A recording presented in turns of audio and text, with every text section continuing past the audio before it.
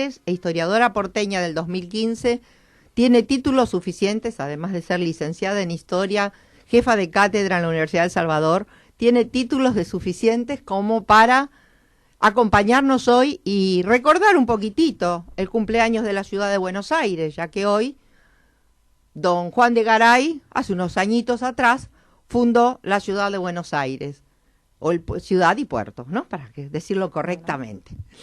¿Qué tal, Nélida? ¿Cómo estás? Bueno, gracias Beatriz por la presentación. Y bueno, quería decir que hoy la ciudad cumple 441 años. Jovencita. Es jovencita, sí, comparada con las otras ciudades de América, es una de las últimas fundaciones. Y justamente es muy importante recordar hoy el día porque en general no se lo recuerda. Casi todas las capitales de nuestras provincias, inclusive a veces nuestros municipios, festejan especialmente su día, y nosotros insólitamente los porteños, que estamos tan orgullosos de la ciudad, que nuestra ciudad es una gran capital del mundo, nos recordamos que un 11 de junio de 1580, hubo un señor que por encargo, es una historia que la iremos desgranando, pero funda la ciudad de la Trinidad en el puerto de Nuestra Señora del Buen Aire. El puerto ya había sido fundado en 1536 por don Pedro de Mendoza. Bueno, Nélida, primero vamos a anunciar además los otros temas, después seguimos hablando de la ciudad.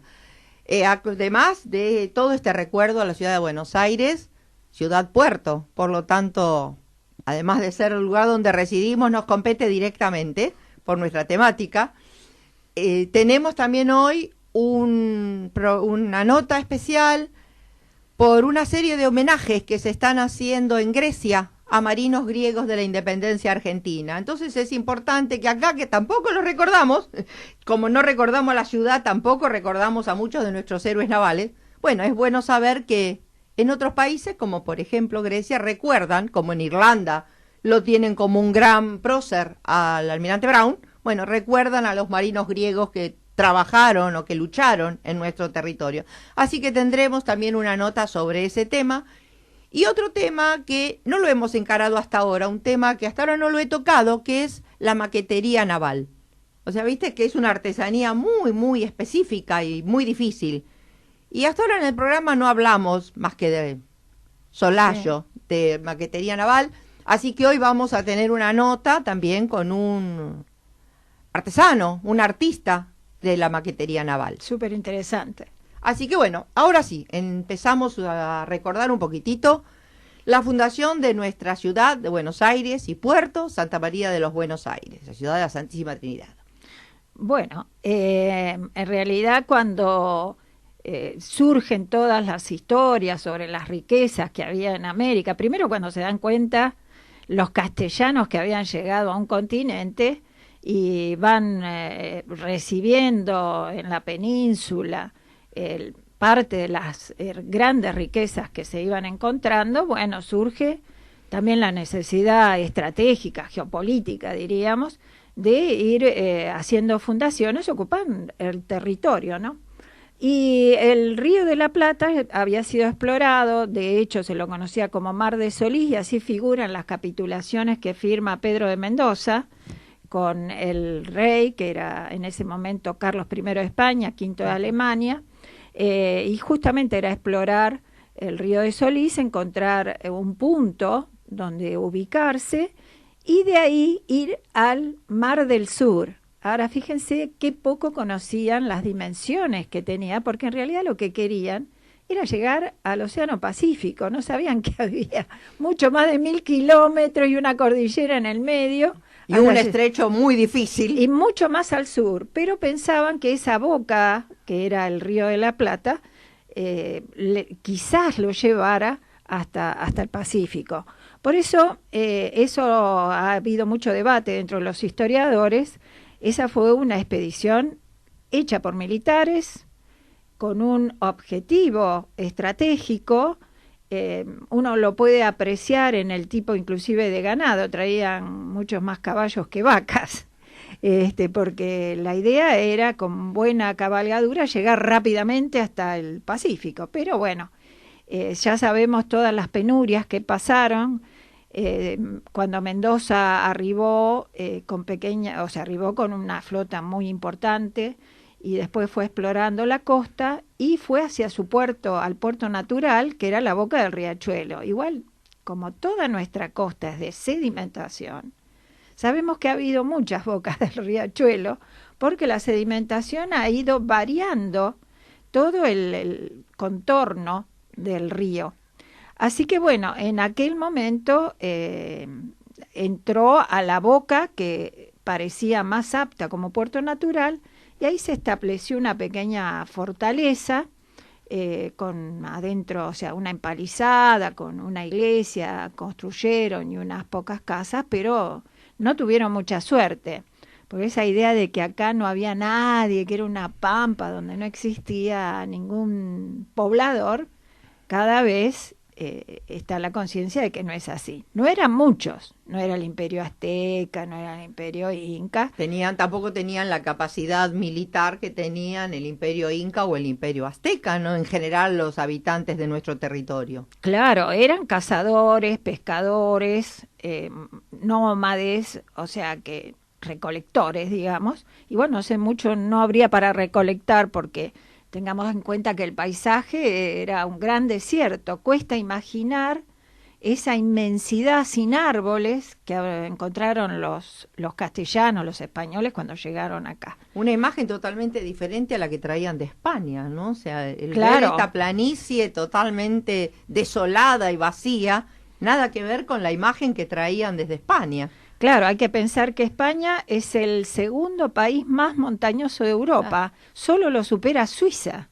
Así que venir a esta inmensidad plana, con riachos, como sabemos, los ríos de aquí, de esta zona pampeana, eran riachos con muchos meandros, zonas anegadizas y sin árboles, solamente yuyos, juncos, no sé, plantas, o sea, no había ningún árbol más que un ombú y muy pocos, y no en la zona donde estos navegantes llegaron. Bueno, vamos a la primera canción, Hernán, así después continuamos con la licenciada Pareja conversando sobre la fundación de nuestra... Implementación de sistemas para instituciones de salud, prepagas y obras sociales, counseling organizacional, coaching empresarial. Gesua Consultora, 11 5008 0008. 11 5008 0008. Está escuchando Bitácora con Beatriz Sirigliano y Ezequiel Guerrero. Escuchamos en la voz de Rafa Pons, Buenos Aires. Y ahora continuamos con Buenos Aires. Bueno, y estábamos hablando que justamente un español estaba homenajeando con su música a la ciudad, ¿no?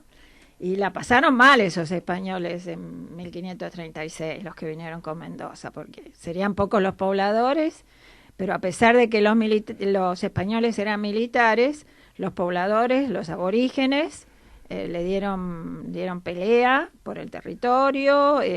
Bueno, son todas alternativas que no vamos ahora a desarrollar. No, porque tenemos que dedicarnos a don Juan de Garay. Porque tenemos que llegar primero a cómo que se despobló ese asentamiento, se dejó muy poca gente. Mendoza ya estaba enfermo, se volvió para España y un grupo remontó el Paraná. Y bueno, ahí es la fundación de Asunción, que se funda en 1541.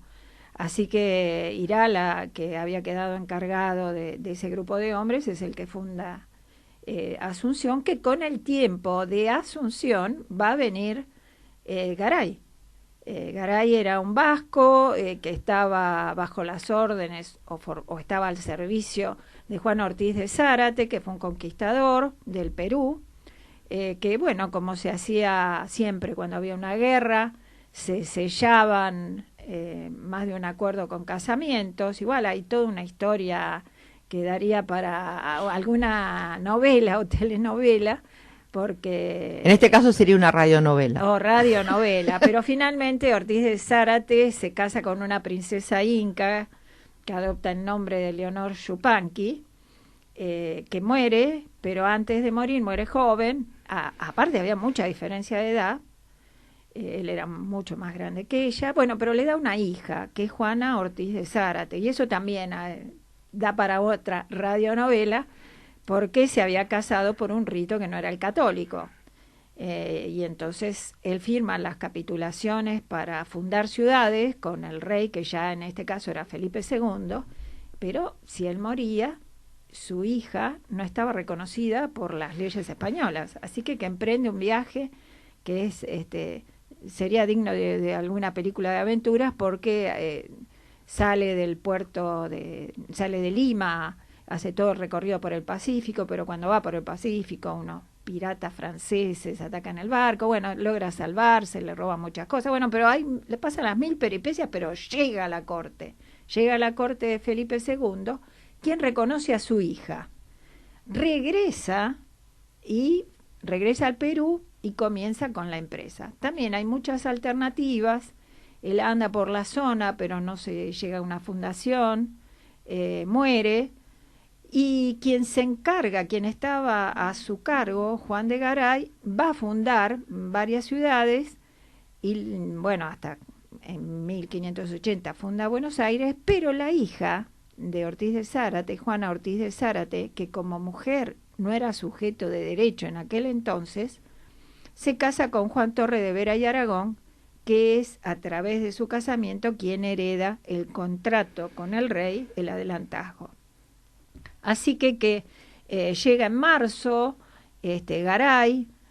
¿Cómo llega? Él en Asunción había, por medio de bandos, había convocado a que lo acompañaran, con ventajas que podían tener los primeros pobladores, que era tener su tierra, tener solares, poder capturar caballos libremente, porque claro, los caballos que habían quedado desbandados de la expedición de Mendoza, libres en esa inmensidad, se habían reproducido, así que había un importante ganado caballar, y bueno, y así organiza con 3 bergantines, una carabela, botes, lanchas, en fin, van bajando por el río Paraná las personas, pero el ganado, porque trajeron vacas, además de caballos y otros ganados para la alimentación. Porque toda la expedición parte de Asunción, o sea, todo lo que ya era un asentamiento formado, una ciudad con todas las de la ley, digamos, en Asunción. Exacto. Porque es de ahí donde baja incluso todo la conquista del litoral argentino. O sea, exactamente. Además de Juan de Garay, están en Andarias y hay un montón de gente que conquistadores. Corrientes. Bueno, lo último, digamos, es lo último fue Buenos Aires. Aires. Porque estaban buscando justamente la conexión con Europa a través del mar. Exacto, las poblaciones que ya existían en la zona de Tucumán estaban pidiendo un puerto que no fuera a tener que cruzar la cordillera a Chile o tener que ir para el lado de Perú. O sea, el puerto era imprescindible. O sea, hay que ubicar entonces a nuestros oyentes que todo lo que había en nuestra ciudad, Santiago del Estero, Tucumán, en todo nuestro país, Córdoba, todo lo que había, tenía que salir desde el puerto del Perú, que además era el único posibilitado, el del Callao. Exacto, era el único pero habilitado. No había otro, incluso aunque no estuviera habilitado, no había otro puerto. O sea, era necesario para esta zona, como decías recién, un puerto que habilitara el camino directo, ¿no? Porque no es lo mismo de Buenos Aires, ir de Córdoba a Buenos Aires, o de Santiago a Buenos Aires, de ahí a Europa, que cruzar la cordillera y llegar hasta el Perú y ir al puerto del Callao para salir. Claro, eso era una necesidad imperiosa de las poblaciones más antiguas que tenemos en la Argentina. Y después cruzar el estrecho para ir a España, sí, o por arriba o por abajo. Y bueno, eso fue esa ruta, la ruta de los galeones españoles, fue una de las rutas que más deterioraron al Imperio Español, ¿no? Porque sabemos que salían de Lima, después iban a Centroamérica, cruzaban el territorio, después se embarcaban de vuelta y de ahí recién... por ahí iban a las islas, a Santo Domingo o a Cuba, o salían para España. O sea, todo un trayecto tremendo, muy extenso, y bueno, era imprescindible tener un puerto. Algunos dicen que Esto hizo, también había una cuestión con Portugal, que venía avanzando. Sabemos que hubo una constante de Portugal sobre la zona del Atlántico. Portugal ubicado en lo que hoy es la zona de Brasil, así que venía bajando hacia el sur. Y después se vio posteriormente cómo ha ganado tierras la corona de Portugal primero, y después incluso el imperio de Brasil nunca dejó en avanzar sobre el antiguo territorio que pertenecía a España. Así que bueno, como digo, llega en marzo, primero explora la zona y desembarcan y se ubican, y llega el día de la Trinidad a esta zona. Entonces, como el contrato firmado, el acuerdo firmado era que fundará una ciudad del nombre que quisiera, que le pareciese, o que la intitulares con el nombre que quisierais, decía algo así. Bueno, Juan de Garay se le ocurrió que quizás Trinidad podía ser un buen nombre. Entonces, cuando ya estaban repartidas las tierras y organizada la ciudad, pensemos que estamos en época de Carlos I de España. Carlos I ya había organizado el Consejo de Indias, ya había toda una legislación y un ordenamiento. Pensemos que en esa época el gran imperio del mundo era el Imperio Español. Así que se hace la fundación acorde a esas leyes, y el 11 de junio de 1580 funda la ciudad de la Trinidad en el puerto, o en lo que quedaba de aquel asentamiento, que era el puerto de Nuestra Señora de los Buenos Aires, ¿no? Quizás otra cosa porque hubo una cosa que se decía, que cuando llegó la expedición de Mendoza, alguien dijo que Buenos Aires, bueno, eso es todo. En realidad se puso Nuestra Señora de los Buenos Aires porque los navegantes de la zona, los marineros de la zona del Mediterráneo occidental, tenían gran devoción por una advocación de la Virgen, que es Nuestra Señora de los Buenos Aires, Bonaria, de la isla de Cagliari y Cerdeña.